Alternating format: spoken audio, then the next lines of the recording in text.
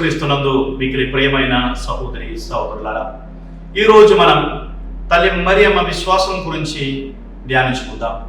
తల్లి మరియమ్మ విశ్వాసం చాలా ప్రత్యేకమైనది.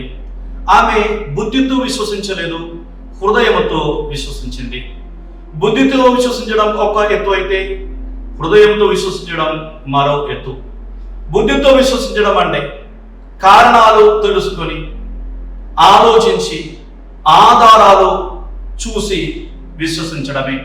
ఇది జరగడానికి ఎన్నెన్ని కారణాలు ఉన్నాయి, ఏ ఏ కారణాల చేత ఇలా జరగవచ్చు అని ఆలోచించి విశ్వసిస్తే అది బుద్ధితో విశ్వసించడం. చాలా మంది బుద్ధితోనే విశ్వసిస్తూ ఉంటారు.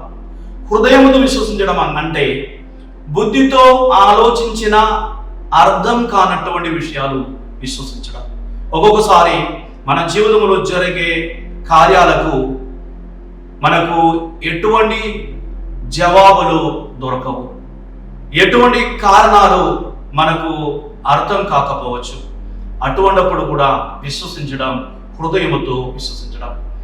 లూకా సువార్త 1వ అధ్యాయం 26వ వాక్యం నుంచి 38వ వాక్యం వరకు తల్లి మరియమ్మ జీవితములో జరిగినటువంటి ఒక గొప్ప సంఘటన వివరింపబడి ఉన్నది.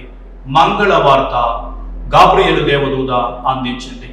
ఈ సమయంలో గాబ్రియేలు దేవదూత చెప్పినటువంటి విషయాలు బుద్ధితో ఆలోచిస్తే జరగడానికి వీలు లేని విషయాలు.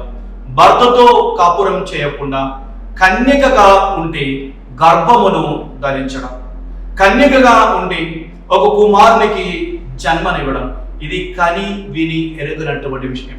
కానీ దేవదూత చెప్పినందుకు తల్లి మరియమ్మ విశ్వసించింది. అది బుద్ధితో కాదు, హృదయంతో.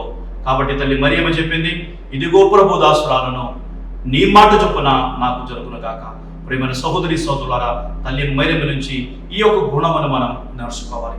చాలాసార్లు మన జీవితంలో అన్ని సంఘటనలకు కారణాలు దొరకవు, ఆలోచిస్తే అందు చిక్కదు. అటువంటిప్పుడు కూడా మనం దేవునికి లోబడి విశ్వసించాలి. ఈ యొక్క ఆశీర్వాదం కోసం మనం ప్రత్యేకంగా ప్రార్థిద్దాం. దేవుడు మనలను ధారాళంగా దీవించుగాక.